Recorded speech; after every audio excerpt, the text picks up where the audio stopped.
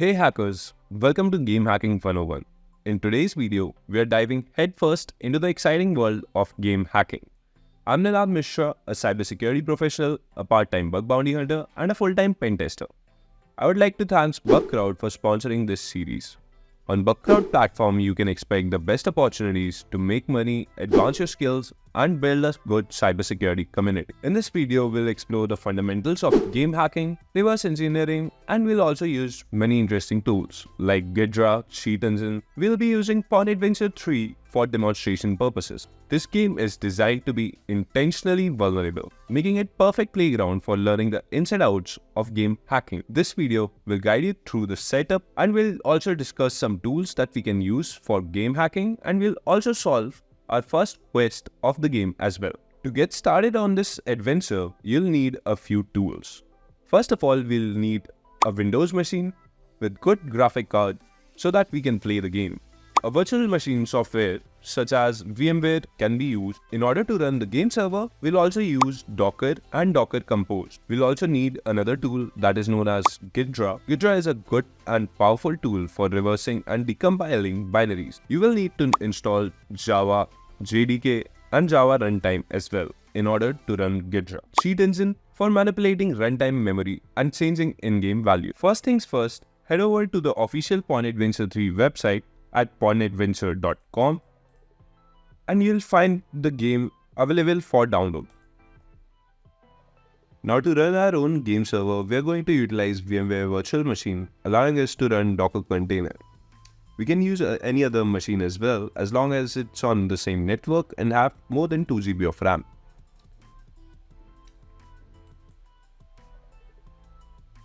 Follow the steps on GitHub repository of Live Overflow to set up the game server. We will be using the option third and set up the game server on the VMware machine. Understanding Docker. Now for those of you who might be wondering what's Docker, it's a tool that containerizes application. It allows you to create, deploy, and run applications in an isolated, portable containers and fixes most works on my machine issue. This simplifies software development and ensures consistent behavior across different environments. Docker Compose is a tool for defining and running multi-container Docker applications. It allows to use a YAML file to configure our applications, services, networks, and volumes, and then deploy and manage entire application stack with a single command. In order to set up our game server, we'll need Docker and Docker Compose. Both of them can be installed by navigating to docs.docker.com. With the repository cloned on our virtual machine, game server machine, it's time to use Docker to kickstart your game server. Docker Compose is the tool that we will use to manage services and streamline the setup. Run docker-compose build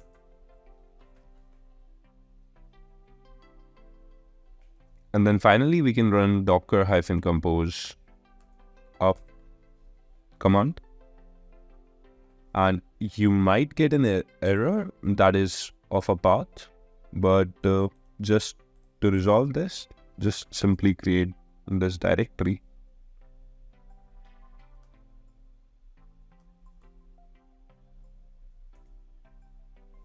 and then when you run docker compose up, it shall be working. Just a second. Yeah.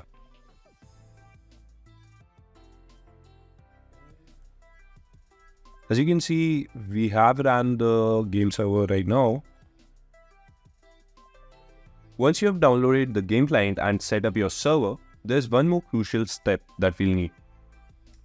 We'll need to make some changes inside the games file to connect it to our custom server. So first I'll open Notepad.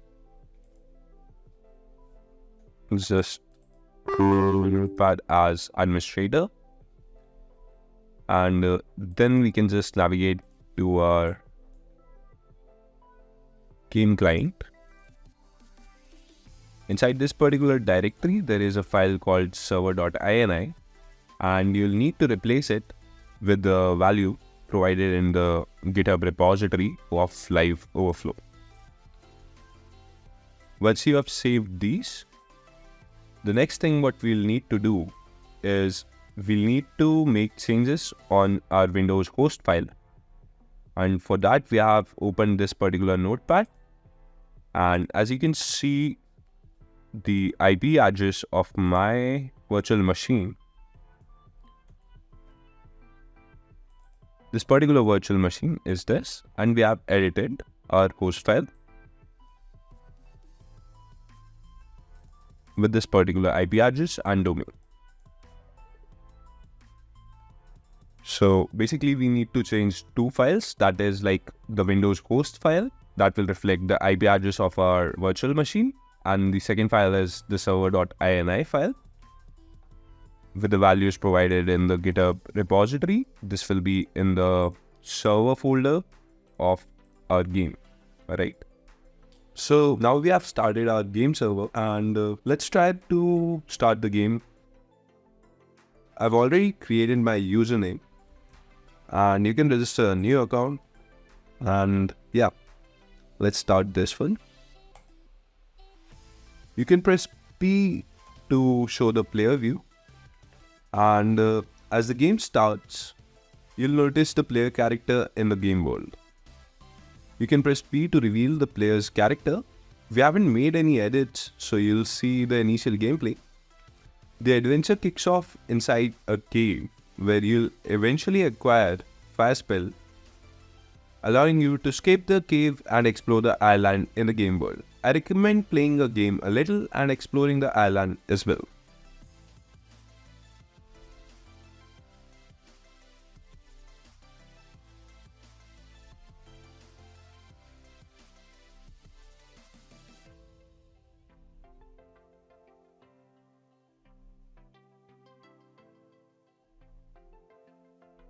Now you can shoot the fireballs, and yeah, it's kind of a good weapon.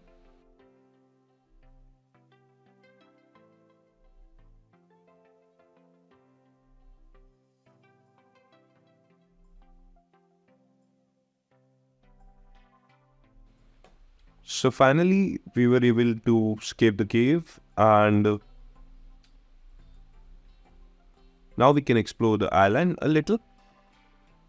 Now that we have had a chance to play around with Pawn Adventure 3, set up our game server, and get a feel for the game, we'll be using game server to save our game progress as we solve different quests, learn more about hacking online games. Now it's time to dive deep into the game's source code and embark on some reverse engineering to understand what's happening on the client side. First, let's take a look at the game folder. Inside, we find various folders, particularly .exe file. Among these, there's a binary folder housing critical files, gamelogic.dll, gamelogic.pdb. The PDB file stands for Program Database. It stores debugging information about DLL. DLL files are dynamic link library containing reusable code that can be shared among different programs.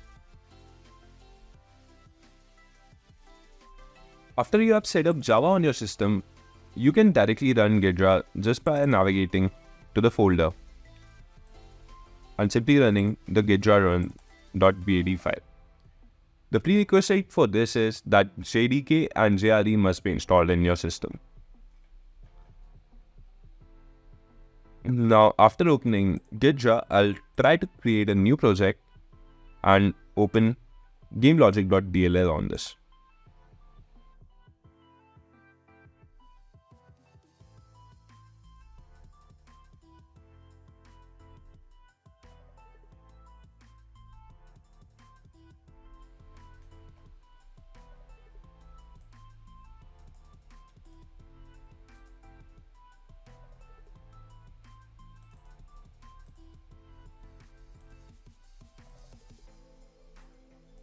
We can import gamelogic.dll file just by selecting import. And from here on, I'll select binaries and then gamelogic.dll.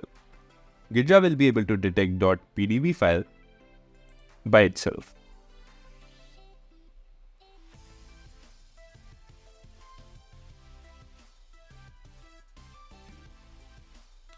Ghidra's interface is user-friendly. Once we open gamelogic.dll, on the left we'll see program trees,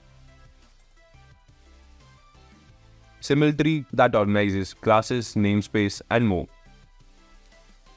On the right, you'll find the compiler and the listing table.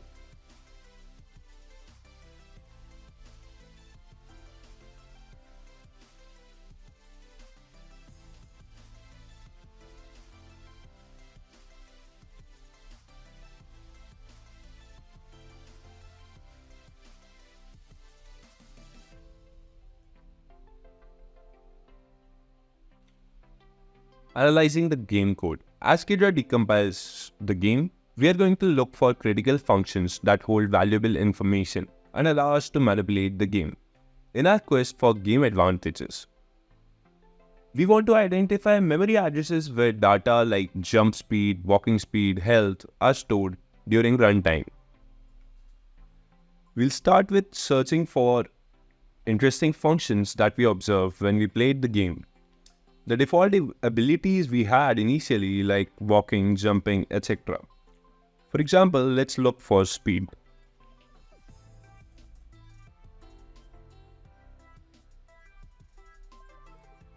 We find functions like get jump speed, get walking speed. What we can do is note down the addresses that are provided here. We'll store these values in a notepad.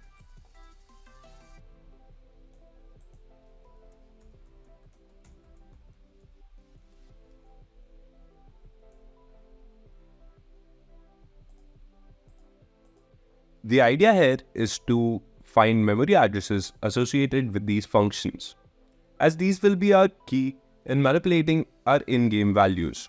Record these memory addresses in a notepad, noting down functions that seem interesting for future manipulation. So far, we have noted down memory addresses for functions like get jump speed, get walking speed,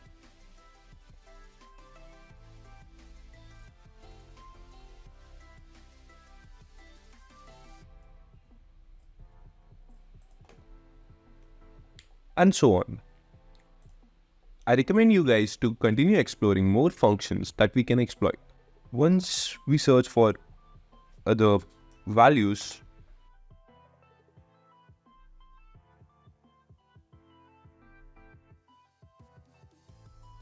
record these memory addresses in a notepad, noting down functions that seem interesting for future manipulation. So far, we have noted down memory addresses for functions like get jump speed, get walking speed, and upon searching a little, I also found a function that is can jump and get jump hold time. Each of these functions can offer unique opportunities for tweaking the in-game experience. Our goal is to find functions that give us edge in the game. Maybe we can enable air jumps, increase jump height, or tweak player speed. Each of these functions will be a stepping stone to achieving an exciting in-game advantages.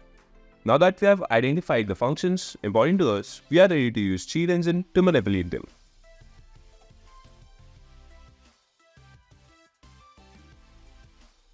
Using Cheat Engine, we'll modify the memory addresses value and also explore pointer mapping and scanning.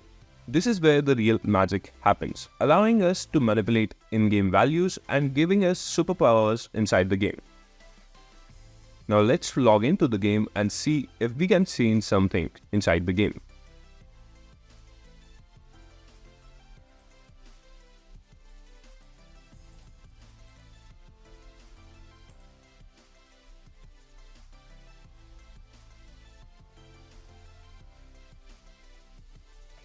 Cheat Engine allows you to manipulate runtime memory and also serves as a fantastic debugging tool for Windows. By using Cheat Engine, we can search for different values used inside the game and change them. Edit assembly instructions to manipulate game logic as well. With the game still running, we'll attach Cheat Engine to it. Click on the designated icon, access the process list, and select Open. Next, we will click on Memory View to leverage memory addresses that we have noted down previously.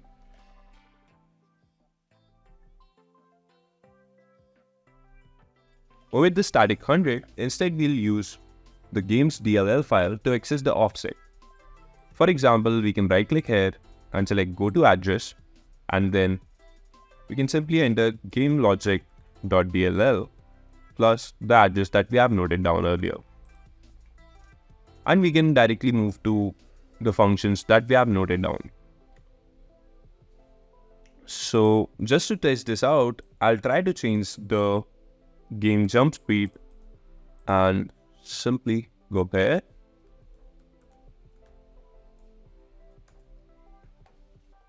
This takes us to game's get jump speed function in the memory. To get the memory address of jump speed, we can simply right click on this function and select. So we can select find out what addresses this instruction accesses.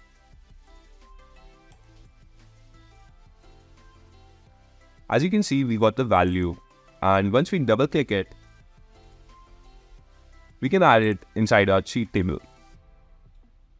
Now we can edit the value. For example, by manipulating this particular value, we will be able to edit our jump speed inside the game.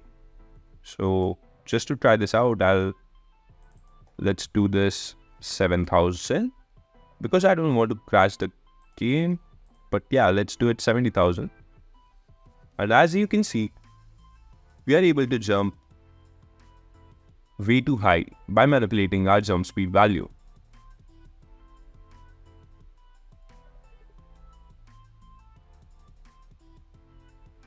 There's a catch though. The values that we have changed right now are stored inside a dynamic memory. They reset when we restart the game, and finding memory addresses again and again can be time consuming and a bit frustrating as well.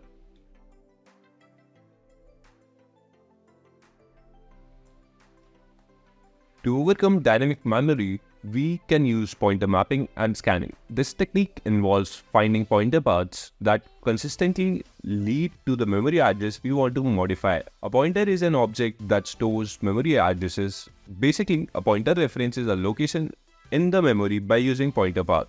In Cheat Engine, we can ensure that we always have memory addresses of the values that we would like to change. First, we find a value that we know is correct and then add it to our cheat table. For example, let's take the value that is of jump speed.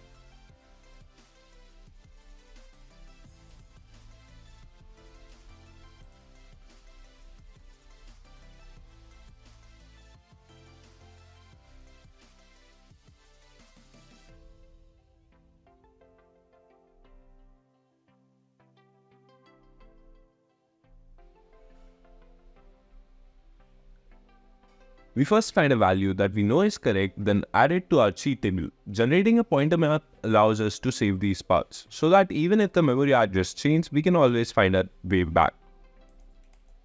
Right click on this value and select Generate Pointer Map.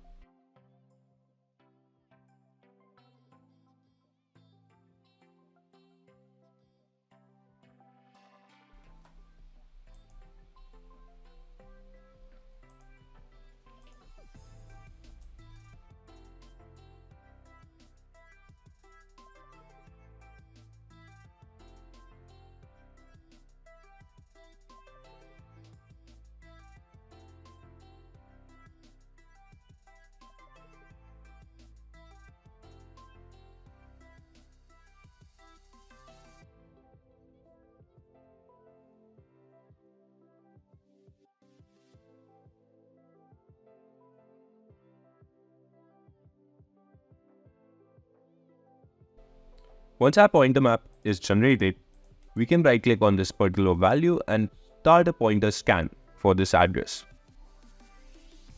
And then we can use save pointer map, and then we can provide this particular pointer map.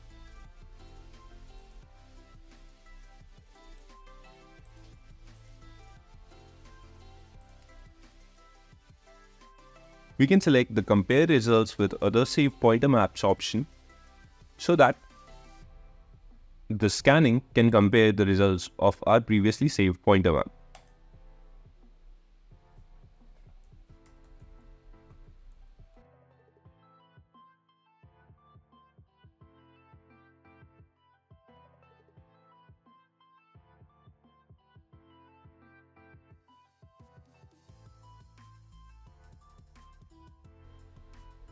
Once our pointer scanning is completed, we can see that we have found multiple pointer paths that will point us to the value that we want.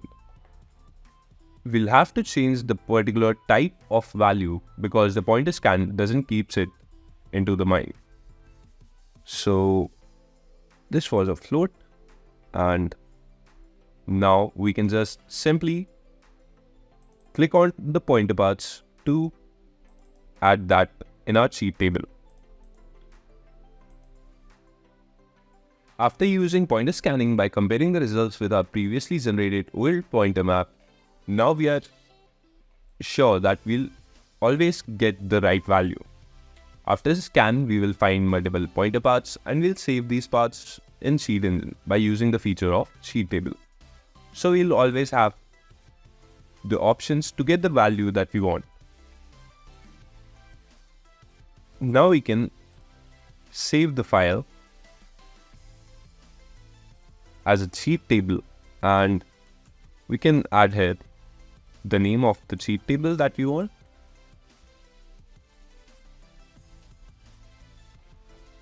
And save it. As you can see, we have saved the value. Now let's see if I navigate and try to log out.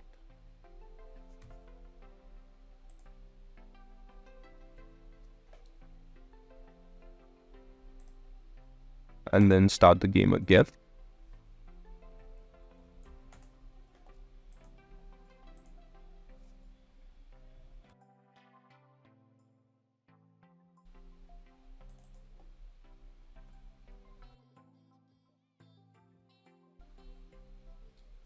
As you can see, our previous value is still working.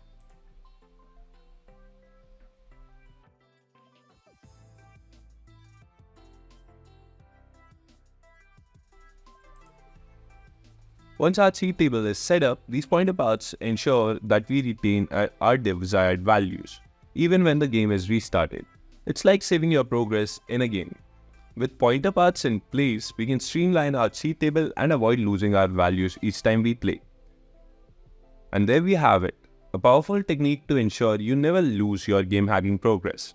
Now that we have seen how we can preserve the game values and use cheat table, now it's time to explore the vast potential within Cheat Engine. The process of adding these values to cheat table remains consistent. We'll venture into memory view, enter the memory address using gamelogic.dll plus the offset that we have noted down from Ghidra, and find out what addresses this instruction accesses. From this exploration, we have pinpointed key values like jump speed, walking speed. For now, we can skip the canJump function and return to it later. Next, we are delving into getJump hold time.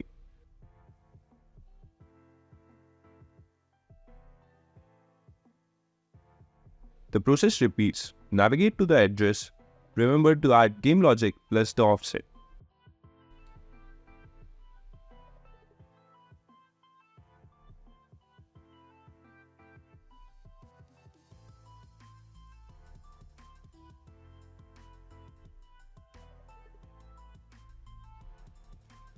Now here comes the exciting part. We'll right click here and find what instruction this value accesses. Double click it and the process remains the same.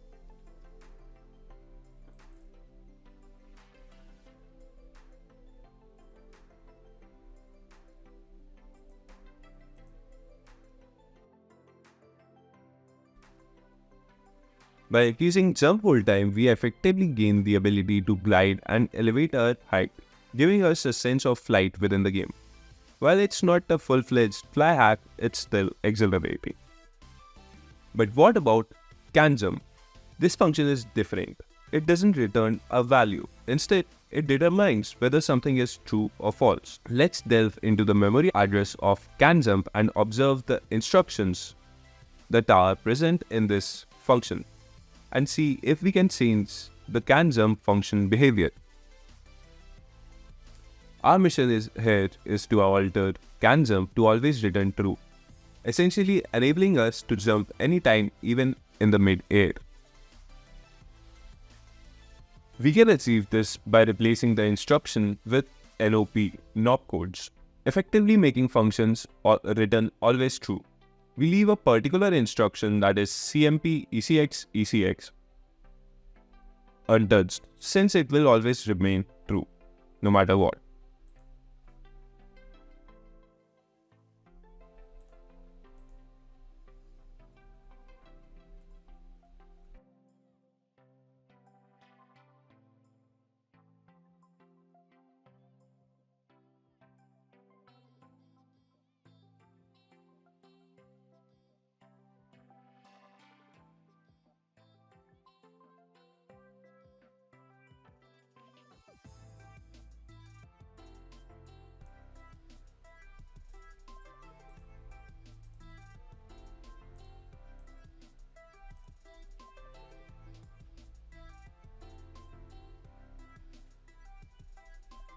Once we have replaced the function's instruction with NOP, you can see that this function constantly remains true, allowing us to jump in the air.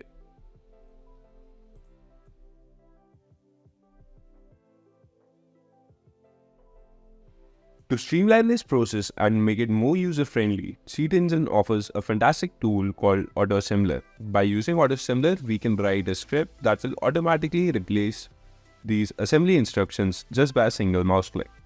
Let's create a script now. So as you can see, we are navigating to player CanJump function here.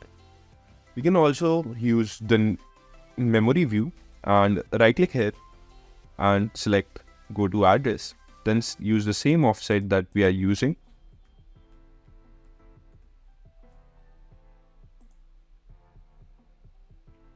Now we can copy these particular values.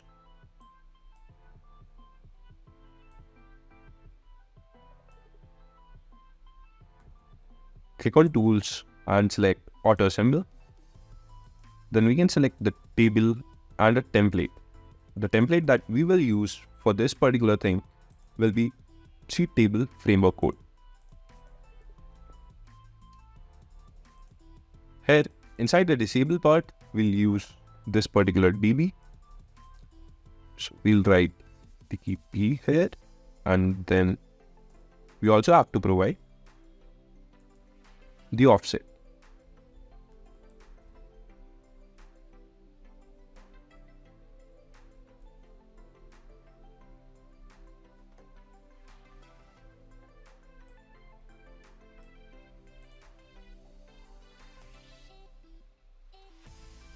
We'll copy the code once we replace everything and make sure that a cheat is working.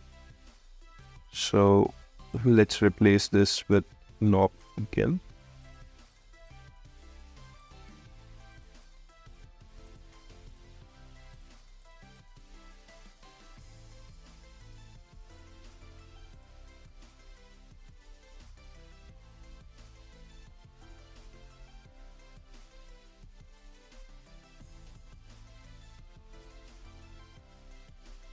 As you can see, now we are able to do air jump. So I'll just quickly copy these particular values.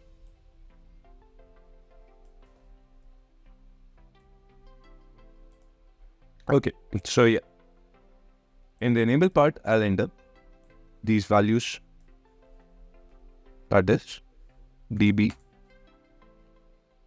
What this will do is, once this particular script is enabled, the memories will be changed with NOP instructions, allowing us to jump while we are in it.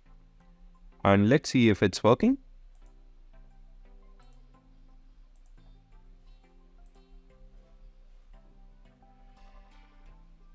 As you can see, this one is working. And then we can select assign to current cheat table, and we can also save the cheat table as well. Now let's just check our auto assemble script is working or not. As you can see, we have enabled that. Now after disabling, we are unable to jump when we are in air. I'll just change the name of it and organize it a little.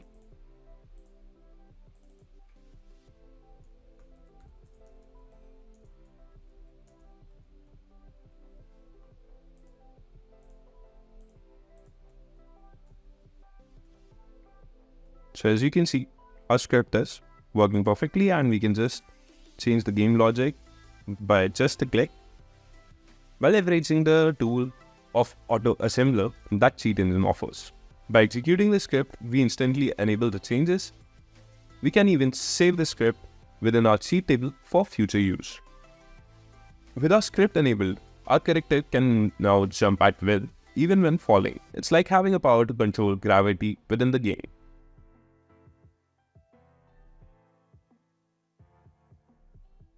There's one power we haven't unlocked yet, the ability to fly or pinpoint the player's coordinate. Using Cheat Engine, we can use the search for unknown value feature. In Cheat Engine, simply navigate to first scan and select the scan type unknown value.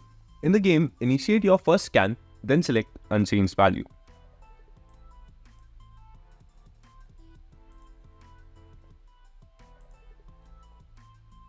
We can also use the repeat selection and then keep on performing next scan.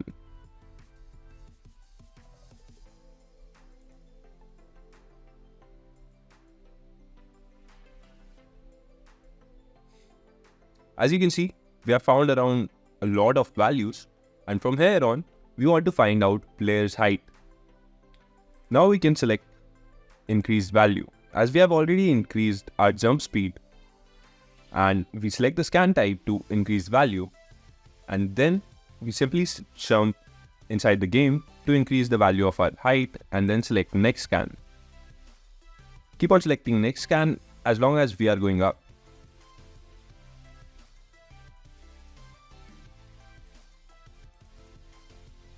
Once we are coming down, we can select decrease value and then select next scan.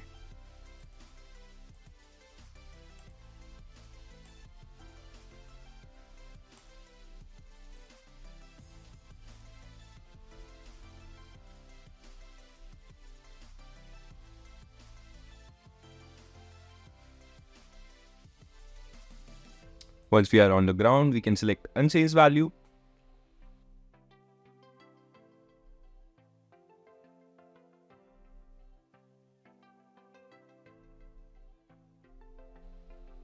And there we will have one particular value that should be our height.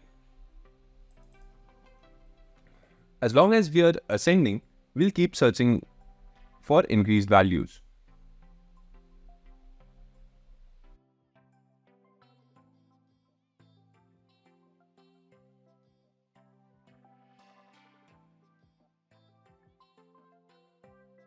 By repeating this process, and after some trial and error attempts, we will find the value of our player's height coordinates.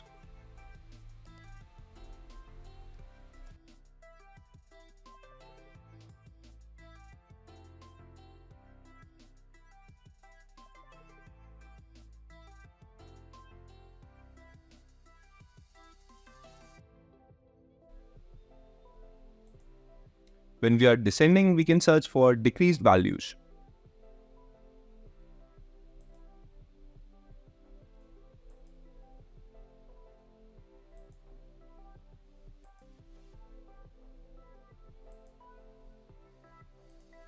When we are on the ground, we can select unchanged value and then check the repeat tab and then select next tab.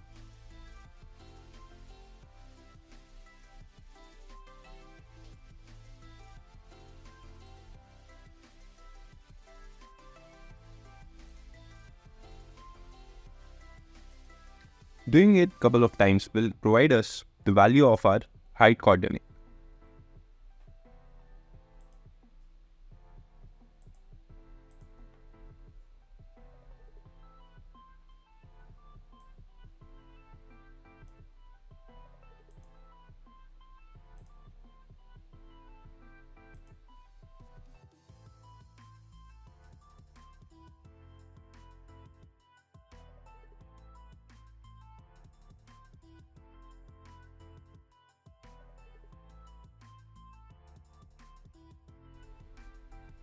We can also change the camera angle to make sure we are changing a lot of values.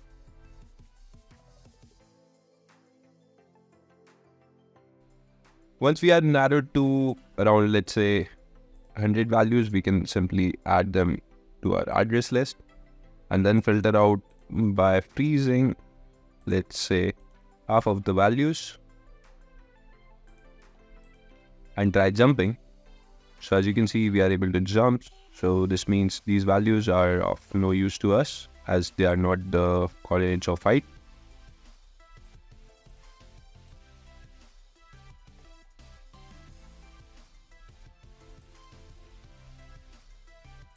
So I can delete these records, and then we have another bunch remaining. You can simply do the same with this bunch and try to freeze. And as you can see, we have pinpointed the value. So we can delete the other bunch as we know that height value is somewhere around here. That has been frozen.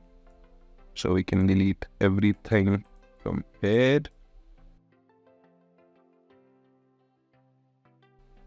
to here.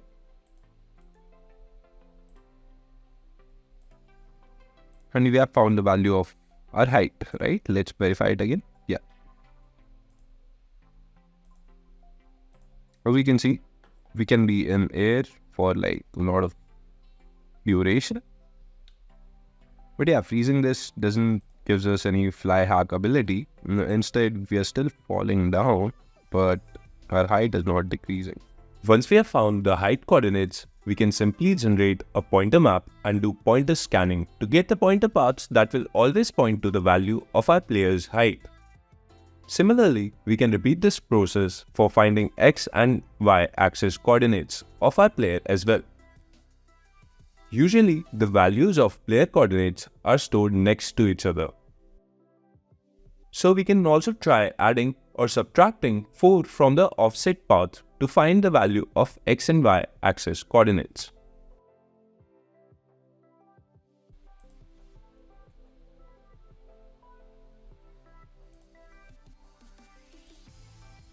You can simply use Ctrl+C, Ctrl+V to copy paste the values.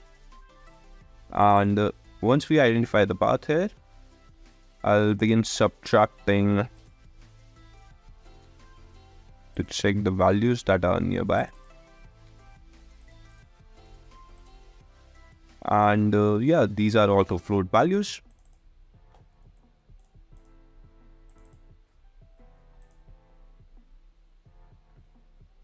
Now, let's see if changing them works. As you can see that my player slightly moved towards a different area.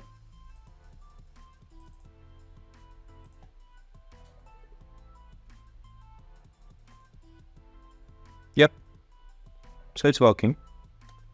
And once we have identified all of these, we also have player coordinates. Now let's look at the first quest that we are going to solve. For locating the quest, we can just simply navigate here and change the jump hold time. So let me just look at the jump hold value for a second.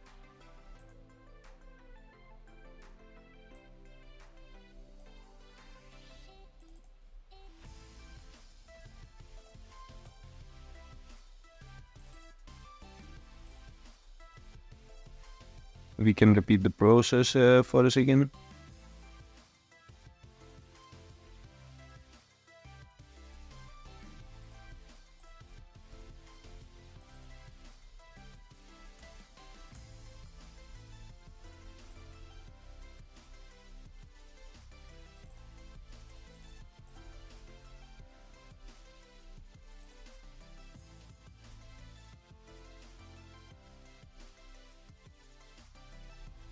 Let's find the quest location. Look for islands with fire burning high. You can elevate yourself to get into a good view and head in that direction. For this challenge, we are setting the game speed back to default to ensure stability and explain our strategy.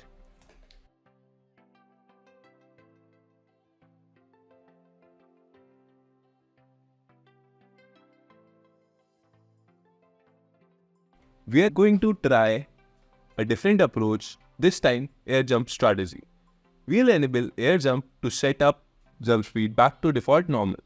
Then we can control the moment. After locating the treasure crate, when we press E to start it, it starts a 5-minute timer. Your goal is to remain within the specific area for those 5 minutes. Here's the catch: if you step out of that area, the timer stops and the quest fails. Plus, those not so friendly bears will come along charging at you. Try to complete the quest a couple of times prior to exploiting the game. Initially, I thought I could just press E and open the crate and just wait out here. But apparently, the bears kill you from long range with an AK-47 rifle. So right now, our new plan involves finding a safe spot under the tree. In game hacking, this is also known as no-clip mode, in which we are able to get through any object in the game. We'll use our pointers of our player coordinates that we have found earlier to get inside the tree. So let's see how this will work once we press E and start the game. Initially, as you can see, I'm above the tree. Once I get here, I can simply reduce my height using Seat Engine. Once we are above the tree, the bears won't attack us. Note the coordinates, which will come in handy later on. So basically, what we want to do is, we want to get inside the tree object so that the bears don't attack us and we can wait out for the timer to go down. So let's try this.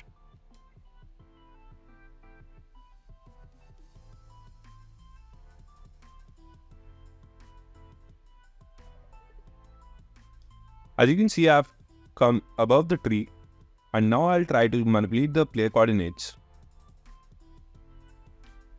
that I have previously noted down of the tree.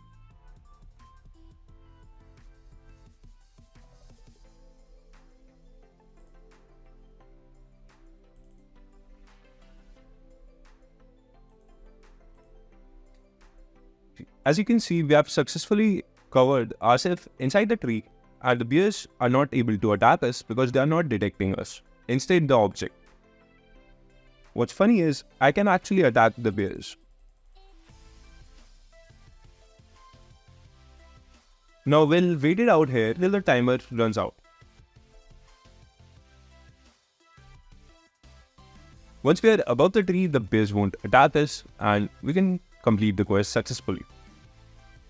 Once the timer runs out, we can loot the chest, and it's crucial to note that within the quest area, flying too high or going too far below the ground will trigger a quest failure. So the best way to solve this challenge was to change the player coordinates and get inside of an object. While this technique works for this challenge, there are several other ways to exploit this. In future videos, we will also use DLL injection to create an internal game hack.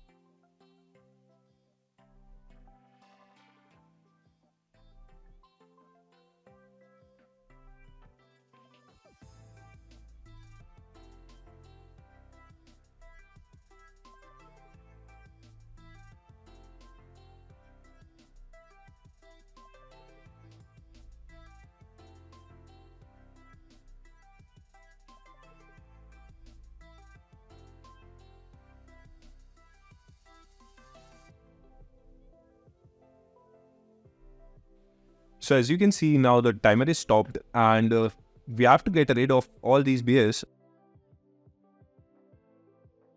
So I'll just jump above in the air until these bears vanish. And then I can successfully loot the crate right now.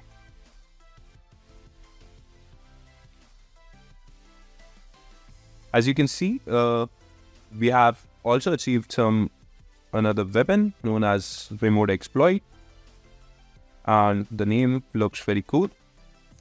In this video, we have unlocked the incredible potential of Seed Engine, Ghidra, learned how to manipulate in-game values using Seed Engine. We have tried some advanced techniques like generating pointer map, creating autoassembler script, pointer scanning. This also helped us in solving our first quest of the game. Special thanks to Bugcrowd for sponsoring this video. If you enjoyed this video and learned something new, don't forget to give a thumbs up. Subscribe and share it with your friends. If you're interested in hacking, sign up at Bugcrowd right now at bugcrowd.com/hackers.